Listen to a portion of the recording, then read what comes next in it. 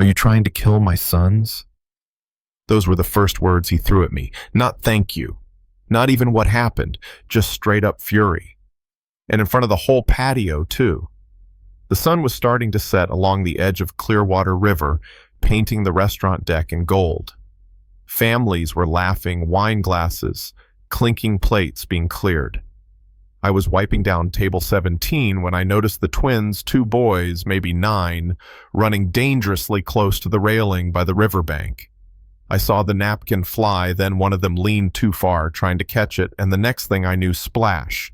Without a second thought, I ran. Didn't shout, didn't panic, just kicked off my shoes and sprinted.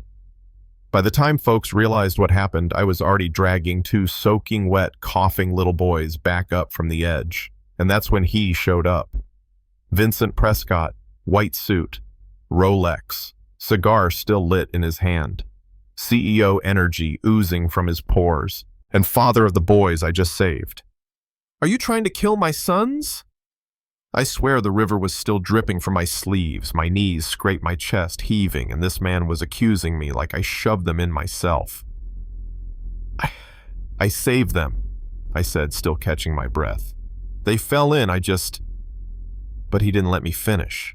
He stepped forward and shoved me.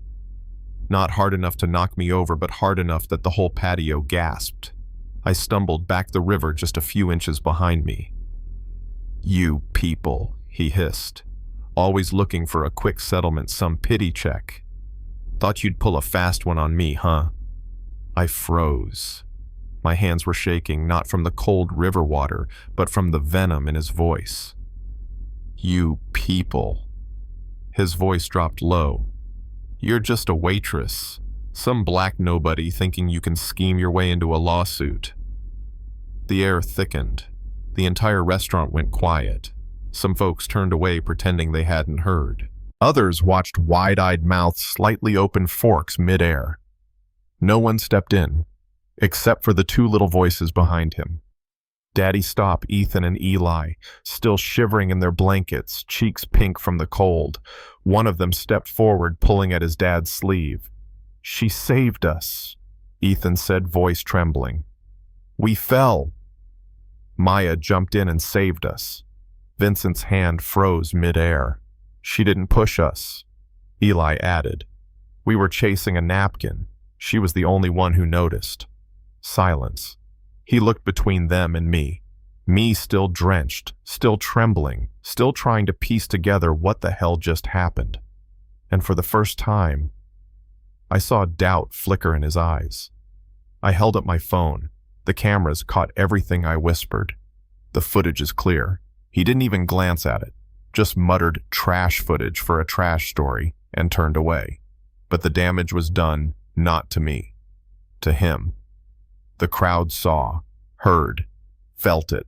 An elderly lady at table 3 whispered, "She's a hero loud enough for others to hear."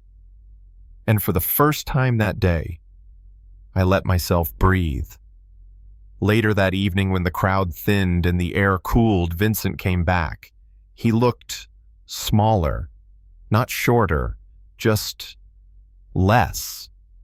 I was wrong, he said, staring at the floor like it might forgive him. I let my assumptions speak before I had the truth. You almost hit me, I replied, voice flat. I know. You shoved me. I know. We stood there for a while, the river behind us still moving, still whispering. I don't expect forgiveness, he said, finally looking up. But I'd like to make it right. May I offer you a drink? Something hot. I hesitated, then nodded. I wasn't ready to forgive, but I was tired and cold. He led me inside the staff and guests, parting like I was royalty, which was new. I sat across from him in the booth, sipping tea, my hands finally still. We talked, not much, but enough, about where I was from, my mom a nurse, my kid brother trying to stay in school, about how I'd worked that riverfront restaurant for 5 years and never once thought I'd be the center of anything. A week later, The video footage leaked. It went viral. Headlines: Black waitress saves Twin Boys CEO father accuses her of murder. People started calling me a hero. Reporters showed up. Talk shows called. And somewhere in the madness, Vincent called again. "I want to do something with you," he said. "A real gesture. A scholarship fund. For kids like your brother. You guide it. I fund it." I paused. This doesn't erase what happened. It's not meant to. But maybe we can build something from it. So we did. We launched the Riverlight Fund, named after the place where everything changed. College access, mentoring, after-school support. And this time, I wasn't the waitress in the background. I was leading it. But of course, not everyone liked it. Some customers at the restaurant whispered when I passed. All that just for pulling a couple kids from a river, one man scoffed.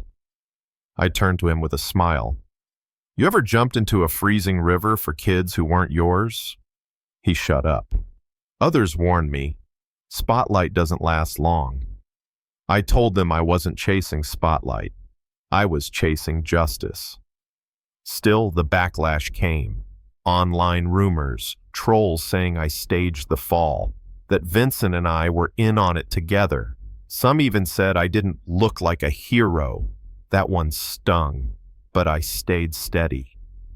Because for every hater, there were 10 kids writing me letters. Girls saying they saw themselves in me.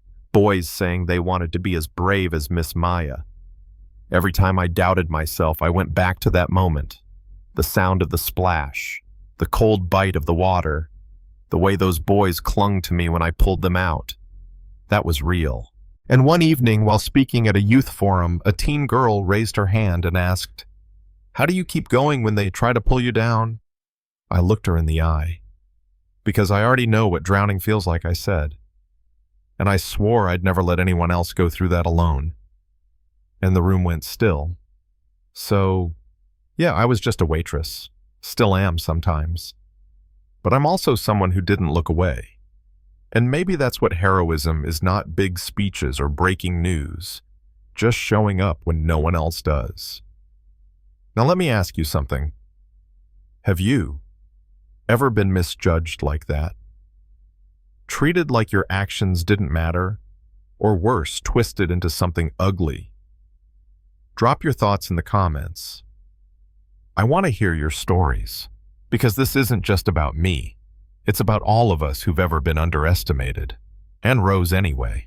And if you believe we need more stories like this about truth, about justice, about standing up, hit like, subscribe, and share this video. We're just getting started.